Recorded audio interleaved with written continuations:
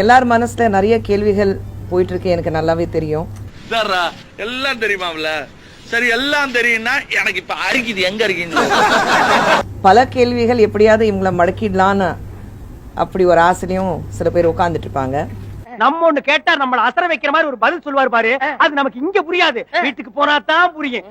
நான் இந்த கட்சியில இன்னைக்கு இணைந்திருக்கேன். அதுக்கு முக்கிய காரணம் போடுங்க சாமி, இந்தாங்க ஐடியா. என் கூட சரவணனும் மதனும் இந்த கட்சியில இணைந்திருக்காங்க. ஒருத்தன் முட்டா பீஸு, இன்னொருத்தன் முரட்டு பீஸு. ஒரு தாமரை ஒவ்வொரு இடத்துல ஒவ்வொரு தெருலையும் மலரணும்னு அப்படி ஒரு ஆசையில தான் நாங்க எல்லாருமே இங்க வந்திருக்கோம். தமிழர்கள் உடம்பில் படர்தாமரை மலருமே ஒழிய தமிழர் மண்ணில் ஒருபோதும் தாமரை மலராதுங்க. ஆமாங்க, நான் இன்னொன்னு பெரியாரிஸ்ட் நான் சொல்லிக்கிறேன்.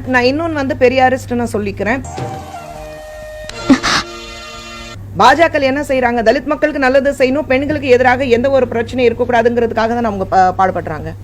அது எப்படா நெஞ்சில கொஞ்சம் கூட ஈரம் இல்லாம இவ்வளவு பெரிய பொய் சொல்ற? 5ஆம் தேதி ஒரு கூட்டத்துல நான் கலந்துக்கிட்டேன். அதுக்கு காரணம் டெல்லியில இருந்து எனக்கு போன் கால் வந்தது. ஹலோ, ஆமா, யார் ரோஜாவிடா? டேய் ரொம்ப ஓவர் ஆக்டிங் கொடுக்காதடா, சத்தமே வராம நீயா பேசிட்டு எப்படா?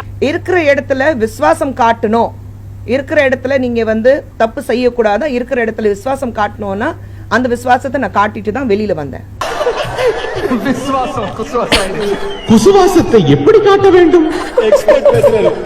128 கோடி மக்கள், 128 கோடி மக்கள் ஒரு கட்சி மீண்டும் மீண்டும் தேர்ந்தெடுக்கிறாங்கன்னா, ஒரு தலைவர் மீண்டும் தேர்ந்தெடுக்கிறாங்கன்னா அதுக்கு நிச்சயமாக பல காரணங்கள் இருக்கும்.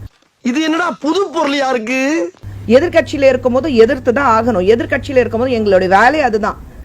இவர்தான், இவருக்கு இதான் வேலை.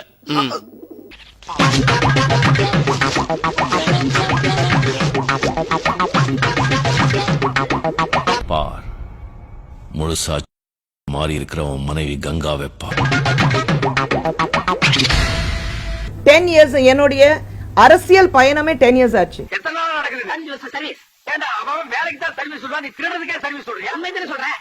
என்ன பாக்குறதுக்கு கூட்டம் வரும்.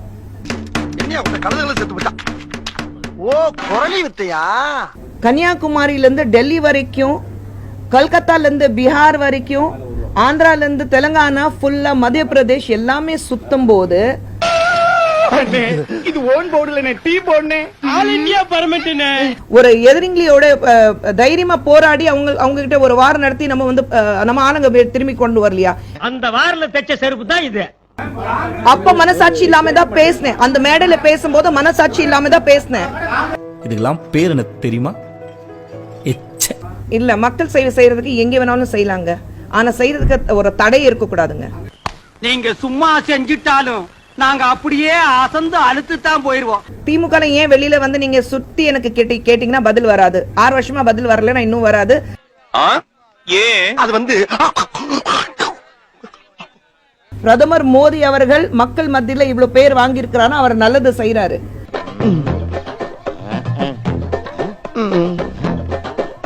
என்னடா உள்ள ஒண்ணுமே இல்ல. இப்போ கூட்டம் வரும்போது நேஷனல் லெவல்ல எல்லாமே டிபேட் பண்ணும் போது எல்லாரும் பேசும்போது அவங்களுக்கு புரியும், குஷ்பு கட்சி மாறினா என்ன பிரச்சனை அவங்களுக்கு வரப்போகுது. ஐ அம் சாரி, நான் வேலையை ரிசைன் பண்றேன். ஓகே. என்ன ரொம்ப இன்சல்ட் பண்ணிட்டீங்க, இதெல்லாம் பின்னாடி அனுப்பிப்பீங்க. இப்ப என்ன பண்றது? இவ இழப்ப இந்தியா தாங்கிக்காதா? எங்க போகணும்? சாயந்தரம் டீ கிங்க தான் வரு.